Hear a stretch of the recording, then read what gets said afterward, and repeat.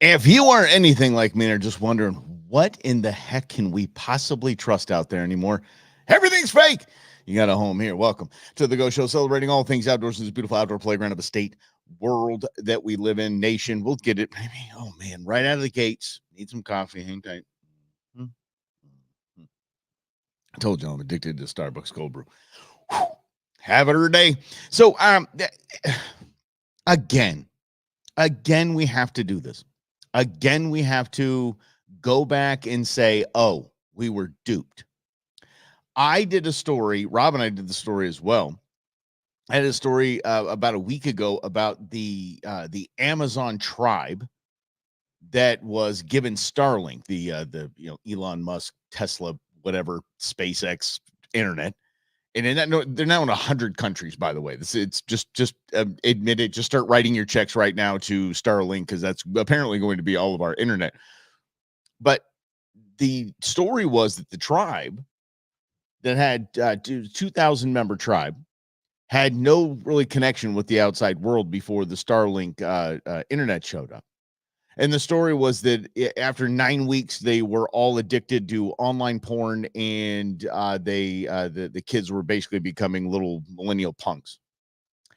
Not the case. Apparently, the New York Times made it all up. It was just completely fabricated that was going up. It was an assumption that was made, editorial lean, I guess, because you would think about the total awesomeness of this tribe and their fishing skills and their hunting skills and their primitive skills and the amazing things that we can learn from them, they can learn from us. And you think that should be the story. And the story should be that now we get to see how they make bow drills. We get to see how they make bow and arrows, how they use different sources from other tribes. There was so much we can learn, and still now, thank goodness, and not the whole world just rolls their eyes and thinks, oh, that tribe's just a bunch of porn addicts, and that's just it. That's absolute tragedy. You don't know who to trust anymore. You just absolutely don't know what to trust when you read a story. It seemed plausible because, we have kids and we think, oh my gosh, the first time they had a phone, where their minds went. So it was a bit disheartening. And now even more so that we know that it was just a fake story. Everybody ran with that. I mean, Outdoor Life magazine, Field and Stream, all of them were running with this story. Big, and it was just fake. Oh yeah, sorry, made that up for clicks. And I mean, that's the thing that you don't get here. You don't get from Rob and I and in other news. You don't get any of that stuff. We're just here to have fun, have some cool talk, chat, all the comments and just hang out. We're not here to get you clickbait. But we are going to have fun tomorrow, as we always do. FAFO Friday. It's going to be a good one. This is apparently animals just like to prank each other and humans. They just like to prank us. I did not know this, but they have senses of humor, apparently, and it's scary, but funny because I am getting. I used to not like pranks, no pranks at all. I don't like people playing jokes on me. I'm just not that I was sensitive to it. I just like don't like getting scared. All this. My kids were all about that. For a hot minute, but now I'm dating someone who loves to prank. April Fool's Day is like her Super Bowl, so I'm kind of going along with it, just kind of setting my mind in expectation to I'll be pranked at all times. So did find this funny. It's going to be a fun FAFO Friday, but yeah, just don't. And I'm sorry. I guess I'll have to say I'm sorry too. I covered the story and brought it to as truth. Now, not on one show, but two shows. I brought that to you because I read the New York Times article and said, yeah, that's we're down. Let's go. In other news, not the show, we'll do that at noon. It was I was sent an article in a Facebook post that was absolutely staggering.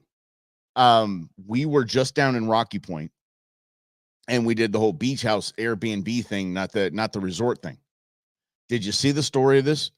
People getting out, vacationing, hitting the beach, fishing, all of that. There was a group of people out of Texas, and two of them were in the hot tub at the resort. Two of them in the hot tub, and when the light came on, they were enjoying a nice sunset, like you do. Like I preach on this show all the time. Get outside, see some sunrises. This morning sunrise was chef's kiss, perfect.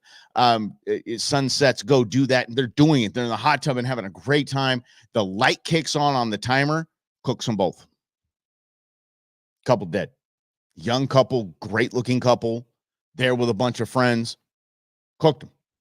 I'm blown away by this. Just the freakish nature. People, oh yeah, well, they're in Mexico and they're at a resort. Happens here all the time too. All the stuff we have that not built to code. Well, Mexico does, they have lax standards on codes. Okay, well, so do a lot of contractors out here as well. So it is, it's Lynn, what did you miss? That story in the Amazon was a fake about the tribe in the Amazon getting addicted to porn. On New York Times ran it and had to apologize. Oh, we're sorry. Didn't mean to do it. Yeah, so you missed that. But the terrible thing, and then the manager, this is where it gets weird. This is where it gets second world country-y. The manager of the property magically had a heart attack the next day. Yep. Yeah. A lot going on down there in Mexico, but do not let it freak you out. I was immediately like, well, the kids and I, we're not going to nowhere in the world. We're going to one of those resorts. Same thing happens everywhere. I mean, you see freakish pool accidents and jacuzzi accidents and electrocution and all that. My great uncle had most of it. If you've been around the valley for a hot minute, back in the day where they had cigarette machines, that was most likely my great uncle's biz. I mean, he was kind of the vending guy. And those in arcade games, which was really rad for my sister and I when we come hang out with my grandparents, because my grandfather would ask his brother to bring 2 arcade games and put them in the garage. So I had Pac-Man, Miss Pac-Man, Donkey Kong, Centipede, like the big ones. Then we just keep hitting the little knob and just keep going for the credits. It was amazing time. Anyway, he died of electrocution. And that wasn't because of lax standards or we're down in Mexico and any of that kind of stuff. It's just, people get electrocuted. So I felt bad for that couple. I feel bad for anyone who's thinking about not going down there now because they saw that. Still digging into this Havasupai Falls debacle too. I was doing some things on it this morning, doing some searches, and still no exact reason. In the what we came up with last night was the norovirus. I'm telling you, that's what I had. I've had that. And so there people are coming back with Giardia. The only time I've ever heard of Giardia was in puppies. And God rest his soul, Jedi. And then the norovirus, and then unidentified stomach bugs. But the norovirus I got years ago, like 8 or 9 years ago on Father's Day. And I got to tell you, it was the worst experience of my life. I've had Montezuma's Revenge. I've had every stomach flu you could possibly imagine. I have drank garbage water before and had the from that. The norovirus is almost the worst thing I've ever been through in my life. I was just like, God, take me now. Like 5 days of just hell. So Havasupai Falls, if you're going down there, just again, jet boil everything, life straws, all of that. Make sure you're taking stuff to protect yourself against the water down there. If it's the water, who knows? There's people talking about sanitized bathrooms and stuff like that. Understand this, y'all in a bathroom. You just go the way nature wanted you in nature. Just do your thing, know the protocols, do the right way to go with number 1 and in number 2, and make sure nobody's looking at you, because even there's loss. Yeah. And excuse me, the landscapers are around the studio here, so you might be hearing a little hullabaloo in the back. Anyway, let's get back to this here. Let's get back to this amazing, awesome outdoor program. Let's talk about some last minute for Dad. Father's Day is Sunday, and let's celebrate Dad if we can. A couple of ideas that I didn't run through on Tuesday's program that I think is kind of easy for last minute. Look into a charter. The Arizona Fishing Guides and Hookup Outfitters out of Lake Pleasant. The Arizona Fishing Guides are in almost every body of water, I believe. Scooter runs an amazing organization. Very inexpensive. You can book a half-day fishing trip for Dad on any lake he wants to go on. Think about it, on the Chain Lakes, Pleasant out here, wherever it is. and just maybe go fishing with them for half a day. I can't think of anything cooler to do with my kids than that in to have the guides putting you on fish and in knowing the seasons, the cycles. These are very knowledgeable crews that take you out, and it's just cool. It's just cool. So I think it's always a good idea. A lot of people frown on guides. Oh God, yeah, that's not real fishing. I get skunked 8 times before I catch one fish. I would never hire a guide. Guides are educational. I always see guides. I know how to fish. So I've done the 101 level, done the 202 level, been out sea fishing, all that stuff. But a guide will take you to the next level. It's an education. It's a master class. And what you're seeing and learning and watching and hearing and taking in and absorbing is worth every penny. If you fish a lot, or if you just fish in the same spot over and over again and you want to try something else, say you want to try striped bass, fantastic, by the way, one of the best eating fish there is. Don't even get me started on trout. I mean, I don't like fishing for trout. I don't like catching trout, and I don't like preparing trout. Don't like eating trout. Trout's done. Trout's dead to me. Oh, but Mike, fly fishing and this and the yanking and the throwing and the swinging and the get caught in trees and no, not for me. It's not for me. I'll fly fishing. I have a fly rod setup. I've never used it. It's just not for me. You know, my buddy Slavo, he's a huge fly angler, loves that kind of stuff. Nope. My girlfriend can tie flies. That even seems arduous. I'm like, what in the world? I like putting hooks on a line. That's really cool. And if I learn how to cook tie a leader line, I'm going to be deadly. I'm not even going to tell you how I currently tie a leader line. Don't even want you to know. Don't want anybody to know. Oh man. Mm-hmm. Yes. Yeah, so something, Lynn, and that's the cool thing. If you know anybody, like I just asked the guys outside, I popped out there and asked if they had kids, and I just wish them a happy Father's Day. That's it. It's all good. Yeah, my similar stuff, but still, yeah, just we got us men got to stick together.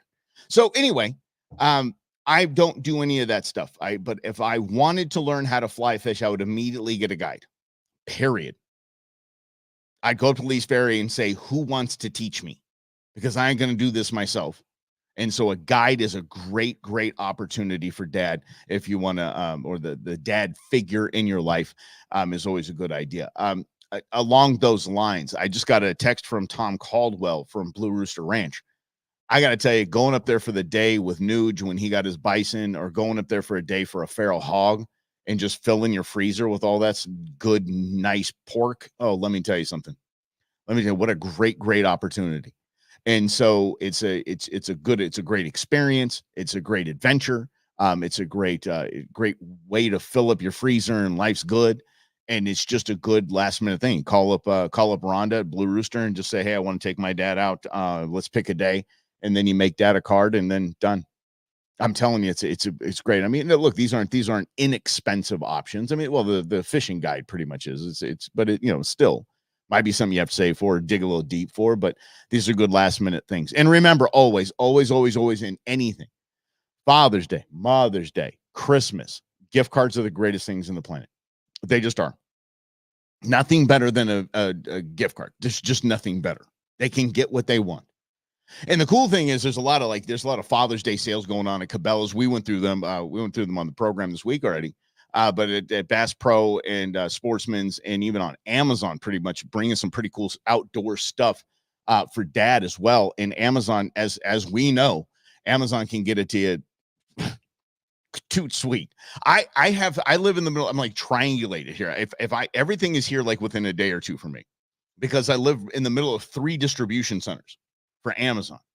And for you Star Wars nerds like me, it's the trippiest thing watching those gray trucks like leave the distribution center. It's like a bunch of TIE fighters leaving the Death Star. It's just absolutely crazy. You hear the dun dun dun dun dun dun dun dun dun in the background in your head. Okay, at least I do. And then just they're just flying out, just flying out and all going in all different directions. So Amazon's got some cool stuff as well. So and again, Slavo Salt can get you things pretty quickly as well. And in my buddies at Caney Coolers, let me tell you, You got to go check these new things out. I mean, the new, I actually didn't even pour my coffee into it today. I've just been running all this and that. So, but their tumblers are amazing. Their new cooler backpacks. I have the OG backpack. Feel pretty cool about that. They're great. The soft sided stuff as well for dad. So, so there's just a few different things that I thought I'd give you a few hints. That's always a good idea. And you know what? And you know me and how much I love to cook. If dad's an outdoorsman, then any kind of cooking stuff. Cast iron is what I was trying to think of there. Cast iron equipment, Dutch ovens are fantastic, and just good stuff for campfire. Maybe a grate to go over the campfire. Those are fantastic. You can get those at anywhere, and so you can just even at Walmart. Make it happen, y'all. Make it happen. Yes, make it happen. Mm-hmm. So many hate posts. Oh my gosh. Yeah. You get hate posts. Lynn just mentioned, posted about pig hunting on Facebook, and you get a bunch of hate posts. Understand this. And, I'm not going to knock anyone for this. I have a new person in my life that is a vegan, and I respect vegans because they've made a commitment. Most of the people that will bag on you and I for hunting or fishing are sitting there with a Whopper in their hand, and they have leather seats in their car. So they're not walking the walk. You see, I don't mind. And by the way, I don't knock anyone from buying meat from the store. It's fine. If it's there, get it. There's nothing wrong with that. Nothing wrong, especially catch a good deal. Oh, yeah, I see a good deal on tri-tip. I'm jumping on that. But I don't mind taking my own animal proteins. I go, the hamburger you're eating, the leather seats that you have, that somebody had to kill that animal. I mean, we're going to talk like grownups here. I do that myself. So I don't mind getting hate from those people. And it's funny to me that so many people, like, how could you possibly kill that animal? How could you possibly take that elk? How can you possibly take that deer? How can you possibly take that pig? Do you understand? And this is a great question to ask me. How do you think animals die in the wild, just out there? Usually, vast majority, they're getting eaten alive. They don't just. There's no elk that just finds. The sun is setting. I think the sun is setting on my life. I think it's my time. I'm going to go lay down under this big tree over here, and I'm just going to just say goodbye. This is my last moment. What a good ride it's been. Nope. There are coyotes. There are mountain lions out there eating them alive. So it's always, I get that stuff. Yeah. Mm-hmm. Yeah. Oh yeah. She's not going to change her mind. The vegan, my vegan, actually, there's a birthday party for her coming up this weekend. And I was told it's very vegan-y. I'm not going to show up with like an elk steak hanging out of my mouth. For the love of grief, I'm not a barbarian. I'm a redneck, but I mean, come on. Holy mackerel. But no, I do like talking to them because they have their firm belief and they will not eat animal proteins. I have my firm belief and I will go all in on animal proteins. And we can just have a normal conversation, knowing dang well that we aren't going to change each other's minds. I'm not going to change your mind because I respect your lifestyle. I would hope that you would respect mine and know that I wouldn't disrespect yours by, like I said, showing up with an elk steak hanging out of my mouth. Like I'm not going to disrespect your opinions. I'm not going to disrespect your lifestyle. And I would hope that would be returned. Excuse me, dumbasses that we have on social media that want to rip on me for going hunting usually have just a heaping pile of hypocrisy that they're sitting on. When they're, like I said, they just had a chicken salad for lunch, and their cars got those heated and cooling leather seats. Mm-hmm. Mm-hmm. Yes. And then, Lynn, are you a vegan? No. Yeah. Let me know about that one. You might be the second vegan I know. Third. I think I know another vegan. I don't know. But here's the deal: the vegans in my life, just like maybe even politically, if I disagree with you on a political ideology, it's okay. We can have fun conversations. We can grow each other. We can understand each other. We can respect each other. We can cheers, ding, have a drink, bye, high five. Everybody's good. We can do the same in the hunting world too, in the outdoor world. I am unapologetic. That's the last thing you're ever going to see me do is cower down and just say, "Oh, well, I know, I know it seems barbaric, but no, it's actually if you gave me the option, Mike, you can take an arrow to the chest or be eaten alive. Arrow to the chest, please. Let's go ahead. I'm not going to think about that twice. I know it sounds simplistic, and I know I'm underselling it, but it was kind of just on the yeah. So yeah. Oh, he could become one. Yeah. And I've had buddies that a good friend of mine who is not a vegetarian or a vegan, but he went raw for like I forget how long it was. And he's a triathlete. So if you make those those big life changes, like you're going to be a vegan or you're going to go and have a raw diet or just even a carnivore diet, you make those big changes. A, do your homework. B, be ready for it. And C, don't get down on yourself if it doesn't work. Because he did raw. He's like, I hated it. But here's one interesting thing. After he was 3 months, he was 90 days in. And I mean raw, just raw. He said, I buckled and I went to Taco Bell. He goes, I felt like I was going to die. He goes, your body's reaction to garbage food after eating just raw. And he was eating like raw liver and things like that too. So he had animal proteins, but it was like raw fish.